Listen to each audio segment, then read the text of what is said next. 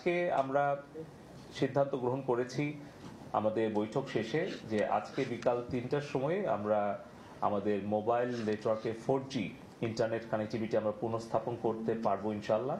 এবং বিকাল 3টার পর থেকে সারা দেশে মোবাইল নেটওয়ার্ক 4G পুনঃস্থাপন করা হবে ইনশাল্লাহ।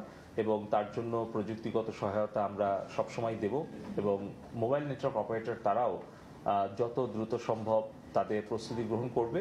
এবং আশা করছি আমরা যে আজকে বিকাল 3টা থেকে আমরা পুনরায় মোবাইল 4G নেটওয়ার্ক আমরা পুনঃসংযোগ পুনঃস্থাপন করতে পারবো। এর সাথে সাথে যারা মোবাইলের গ্রাহক, যারা ইন্টারনেটের যে প্যাকেজগুলো ছিল, ডেটাগুলো ছিল, সেটি আসলে তাদের তো ব্যক্তিগতভাবে কোনো দোষ না, কিন্তু এই নেটওয়ার্কটা আসলে নিরবিচ্ছিন্ন না থাকাতে তারা সেই সময় ইন্টারনেটটা ব্যবহার করতে পারেনি।